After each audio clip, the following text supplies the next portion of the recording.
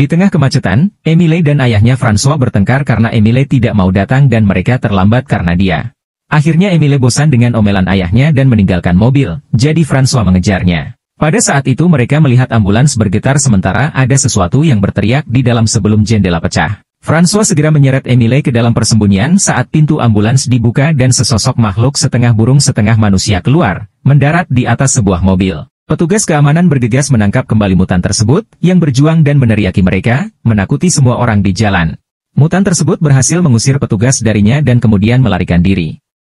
Beberapa waktu kemudian, Emile dan François tiba di rumah sakit untuk menemui dokter yang merawat ibu Emile, Lana, yang juga bermutasi menjadi hewan. Ternyata selama 2 tahun terakhir, banyak orang di seluruh negeri tiba-tiba mulai bermutasi menjadi bentuk yang lebih bersifat kebinatangan, dan seringkali mereka menjadi sangat kejam. Pihak berwenang berusaha semaksimal mungkin untuk menangkap mereka semua dan menyimpannya di institusi khusus, tempat para mutan tersebut ditenangkan dengan obat penenang selama mereka diperiksa, dengan harapan menemukan obatnya. Kebanyakan orang takut terhadap mutan dan ingin mereka dikurung. Emile tidak ingin bertemu ibunya karena dia menjadi waspada terhadap ibunya karena ibunya tidak sengaja menggaruk wajahnya.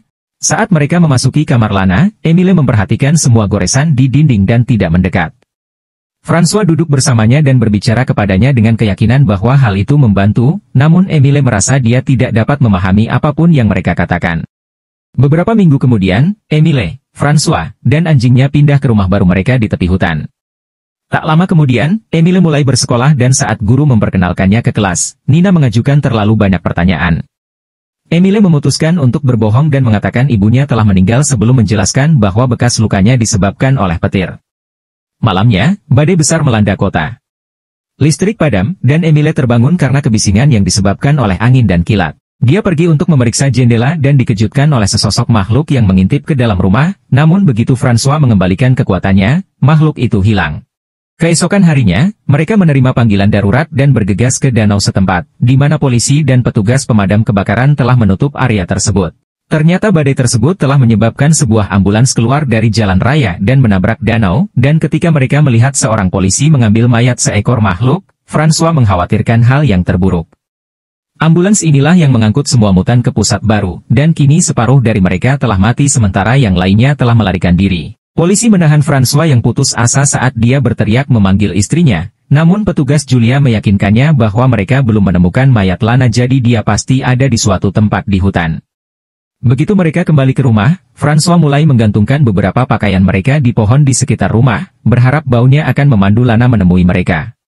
Keesokan harinya di kelas, guru olahraga menyuruh kelas untuk bermain tarik tambang, dan seluruh tim Emile langsung jatuh ke tanah kecuali dia. Yang mengejutkan, dia mampu bertahan cukup lama sehingga rekan satu timnya dapat bergabung kembali dengannya dan memenangkan pertandingan. Setelah itu semua orang terkesan dengan kekuatan Emile dan mengundangnya ke pesta. Namun Emile terlalu sibuk memeriksa jari-jarinya dan bergegas kembali ke rumahnya, di mana dia menggunakan pinset untuk menarik sesuatu dari bawah kukunya sambil berteriak kesakitan. Dia terkejut saat menemukan beberapa cakar kecil, artinya dia perlahan mulai bermutasi juga. Lalu dia memeriksa punggungnya di cermin dan menyadari bahwa bentuk kolomnya juga berubah. Karena marah, dia melempar barang-barang di sekitar kamar mandi sebelum masuk ke bak mandi untuk menghilangkan rasa malunya. Anjingnya masuk ke dalam bak mandi bersamanya untuk menghiburnya. Sementara itu, François membuka surat dan bertemu Julia, yang memberitahunya bahwa mereka tidak melakukan pencarian lagi karena pemerintah berjanji akan mengirimkan pasukan militer. Tiba-tiba mereka mendengar teriakan karena pelanggan melihat mutan. Julia memerintahkan rekan satu timnya untuk mengevakuasi Mal, namun François mencari mutan tersebut untuk memeriksa apakah itu Lana. Makhluk tersebut ternyata adalah cumi-cumi mutan yang hanya ingin dimakan ikan, dan ketika dia menyadari bahwa dia telah ditemukan, dia melemparkan sekotak udang ke arah mereka sebelum melarikan diri. Dia terus melemparkan makanan sembarangan ke arah Julia saat dia mengejarnya, namun hal ini tidak cukup untuk menghentikan petugas terlatih, jadi Julia melompat ke arahnya untuk menangkapnya. François mencari di bawah etalase toko kelontong dan menemukan mutan lain tampak sangat ketakutan, tetapi dia memutuskan untuk tidak memberitahu polisi. Hari Jumat berikutnya, Emile pergi ke pesta dan bersenang-senang. Teman-teman sekelasnya mengagumi pedang yang dibawa oleh seorang pria yang akan melakukan presentasi di festival pertengahan musim panas mendatang. Tiba-tiba alkohol mulai membuat Emile merasa mual dan dia terjatuh dari kursinya. Nina memberinya obat dan Emile tidak bisa menghentikan tubuhnya menjilati tangannya untuk mengambilnya, menyebabkan yang lain panik. Karena malu dan malu, Emile melarikan diri melalui hutan, dan mendengar suara-suara yang dibuat oleh mutan lain. Keesokan paginya, Emile terbangun di dekat danau ketika dia mendengar suara perahu motor lewat. Dia menemukan darah di mulutnya dan segera meludah sebelum pergi, melihat grafiti anti-mutan dalam perjalanan pulang. Sesampainya di rumahnya, dia bergegas ke kamar mandi dan memuntahkan sehelai bulu, yang membuatnya sadar bahwa dia memakan seekor burung tadi malam. Setelah itu, François dan Emile mengabaikan penghalang yang ditinggalkan polisi dan pergi ke hutan untuk mencari Lana. Emile bertanya kepada ayahnya bagaimana perasaannya saat Lana mulai berubah, dan François menjelaskan bahwa dia tidak pernah takut. Dia tetap istrinya, hanya sedikit berbeda. Saat malam tiba, mereka melanjutkan pencarian di mobil sambil berteriak melalui jendela sambil memutar lagu favorit Lana dengan volume penuh. Mereka akhirnya menghabiskan malam di dalam mobil dan di pagi hari, Emile melihat kukunya berubah lagi. Tiba-tiba anjingnya lari dan Emile mengikutinya, hanya untuk menemukan anak bunglon di pohon. Pada saat itulah manusia burung dari awal menjatuhkan Emile ke tanah dan mulai memukulnya dengan sayapnya sementara cakarnya melukai bahunya, menyebabkannya berdarah. Namun pria itu membeku saat dia menatap mata Emile dan menyadari bahwa dia juga seorang mutan. Teriakan Emile membuat François berlari ke arah putranya, meraih lengannya sambil meminta manusia burung itu menjauh. Begitu mereka kembali ke mobil, François mengumumkan bahwa mereka akan pergi ke rumah sakit, tapi Emile menolak karena mereka akan mengetahui kebenarannya. Pertengkaran mereka menyebabkan mereka hampir menabrak kuda, namun François menghentikan mobil tepat pada waktunya dan mereka menyadari bahwa mereka telah tiba di sekolah berkuda. Polisi ada di sekitar dan Julia menjelaskan ada mutan yang menyerang kuda, jadi François menggunakan kesempatan itu untuk meminta bantuan. Seorang perawat tentara akhirnya memberikan jahitan yang dibutuhkan Emile dan percaya pada cerita bahwa anjing itu menggigit bahunya. Sesampainya di rumah, Emile melepas sebagian jahitannya dan mulai menjilati luka yang menetes. Beberapa saat kemudian saat kelas lab, Emile memperhatikan bahwa Nina mempunyai kalung dengan bulu seperti yang dia muntahkan dan membuatnya ketakutan, tetapi Nina segera memanggilnya untuk memakainya. Kemudian, ia tidak dapat berkonsentrasi karena terganggu oleh suara musang yang mencicit di dalam kandangnya. Akhirnya dia membentak dan membentak mereka, menyuruh mereka tutup mulut. Seusai kelas, Emile kesulitan mengendarai sepedanya karena perubahan tubuhnya dan Nina berusaha semaksimal mungkin untuk tetap mendukung, bahkan mengajak Emile jalan-jalan di rumahnya. Saat menyiapkan camilan, Emile membuka lemari es dan menemukan seekor burung mati, jadi Nina menjelaskan bahwa dia menemukannya di depan pintu rumahnya setelah pesta dan mengambil bulunya untuk dijadikan kalung. Emile menyadari bahwa dia tidak memakannya, dia meninggalkannya untuknya sebagai hadiah. Nina menyimpannya karena dia akan menyumbangkannya sebagai makanan untuk para mutan. Setelah itu Emile masuk ke danau dan menangkap ikan dengan tangannya sendiri, yang dilihat oleh tetangganya. Kemudian dia mencari manusia burung yang sedang berusaha terbang dan terus-menerus terjatuh ke tanah. Emile meninggalkan ikan itu untuknya dan mengetahui bahwa dia menyebut dirinya Fix karena dia tidak dapat mengingat nama aslinya. Melihat luka Fix akibat kegagalan penerbangannya, Emile menunjukkan ada tempat yang lebih aman untuk berlatih dan membawa Fix ke danau. Setelah Emile mencabut semua cabang dari air untuk menghindari lebih banyak cedera, Fix setuju untuk berlatih di sana. Sore harinya, Emile mencoba mengendarai sepedanya pulang namun dia terus terjatuh, jadi dia memutuskan untuk meninggalkan sepedanya di hutan dan memberitahu ayahnya bahwa sepeda itu dicuri. Sementara itu di bar tempat François bekerja, dia menemukan pemiliknya telah membuat kaos anti-mutan, yang membuatnya sangat tidak nyaman. Lalu dia membuang sampah dan mendengar suara-suara di halaman belakang ketika dia tiba-tiba ditangkap oleh seorang mutan, yang mendorong François ke tanah. Menyadari makhluk itu dirantai, François mencoba menenangkannya dengan damai, hanya untuk melihat mutan kedua melarikan diri. Pada saat itu, seorang rekan kerjanya mendorong makhluk itu kembali dengan dayung, dan ternyata mutan tersebut adalah kerabatnya dan dia menyembunyikannya di tempat kerja. Dia dan François mencoba membimbing makhluk itu kembali ke persembunyiannya, namun mutan tersebut panik dan bergegas ke depan bar, menyebabkan semua orang berlari dengan panik. Percaya bahwa makhluk lain itu adalah Lana, François berlari ke hutan dan menemukan istrinya dalam wujud beruang utuh, yang membuat keributan padanya sebelum pergi. Kemudian saat makan siang di sekolah, Emile merasakan sesuatu di mulutnya dan tiba-tiba giginya tanggal.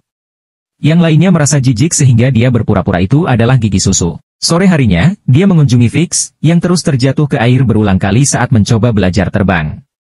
Ketika Fix beristirahat, Emile melihat luka-lukanya dan melepaskan perban di wajahnya, menemukan bahwa para dokter telah melakukan operasi yang mengerikan untuk menghilangkan paruh yang tumbuh. Sore harinya, Julia pergi bersama François ke hutan untuk membantunya mencari Lana, dan mereka harus bersembunyi setiap kali melihat mobil polisi lewat. Pada akhirnya mereka tidak menemukan makhluk apapun, namun François terkejut saat menemukan sepeda Emile. Ketika dia kembali ke rumah, François menemukan wastafel kamar mandi tersumbat sehingga dia mengeluarkan pipa untuk mengosongkannya. Di dalamnya dia menemukan banyak rambut dan beberapa cakar, yang akhirnya membuatnya menyadari bahwa Emile juga berubah. Begitu Emile pulang juga, François menunjukkan cakar dan sepedanya, tapi Emile menyangkal semuanya. François telah mengunci rumah dan menolak mengizinkannya masuk sampai dia mengaku, jadi Emile mencoba melarikan diri.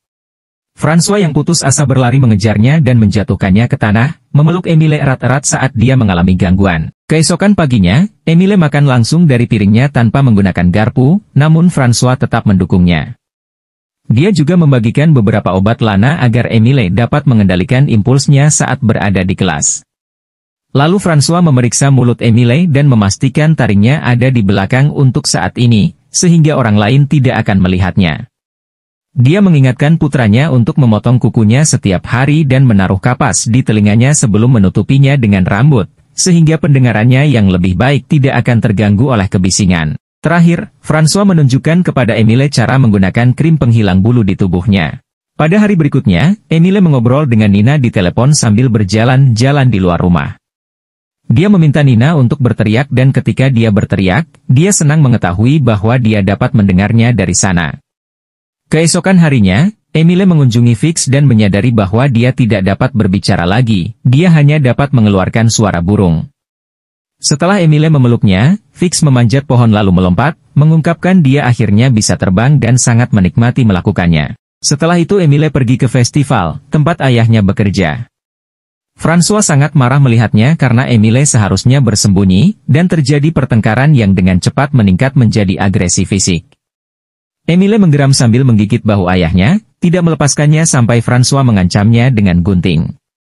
Kesal dan bingung, Emile berjalan pergi dan berpapasan dengan Nina, yang mengajaknya berjalan-jalan di ladang jagung. Para remaja tersebut akhirnya berciuman dan suasana menjadi cepat panas, sehingga mereka berbaring dan menjadi kotor. Saat Emile melepas bajunya, Nina menemukan rambut dan tulang belakang yang berubah, tapi dia bilang dia mengetahuinya dan tetap melanjutkannya. Lalu mereka kembali ke festival dan Emile pergi ke kamar mandi, di sana dia disudutkan oleh teman sekelasnya yang melihat dia dan Nina di lapangan. Pria itu mengeluarkan suara dengan mesin kecil yang hanya dapat didengar oleh hewan, yang langsung membuat telinga Emile sakit. Takut, Emile menyerang anak itu, meninggalkan bekas cakaran di wajahnya. Emile segera berlari bersembunyi di lapangan sementara anak laki-laki itu memperingatkan semua penduduk setempat, menyebabkan mereka mengambil senjata dan memanggil polisi. Tak lama kemudian, seekor anjing menemukannya, namun Emile menakutinya dengan menggonggong. Melihat anjing tersebut berlari, dua pria melepaskan tembakan ke arah, dan alarm mulai berbunyi. Emile berlari secepat yang dia bisa saat sekelompok orang mengejarnya, dan saat seorang pria hendak menembaknya, Fix terbang dan mendorong pria itu menjauh, membunuhnya dengan cakarnya. Lalu Fix terbang ke hutan agar Emile bisa mengikutinya.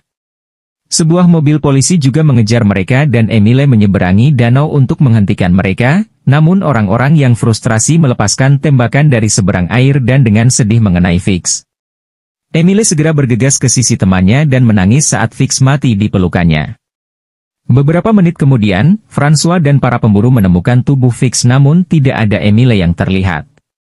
Sementara itu di kota, mutan besar sedang menyelinap sementara truk tentara menuju hutan. Keesokan harinya, Emile tetap bersembunyi di hutan sambil memakan buah apapun yang ia temukan. Di malam hari, dia memanjat pohon dan bergabung dengan paduan suara makhluk malam yang melolong. Malam berikutnya, badai melanda daerah tersebut sehingga Emile bersembunyi di dalam gua. Dia ketakutan saat didekati beruang, hanya untuk menyadari bahwa itu adalah ibunya.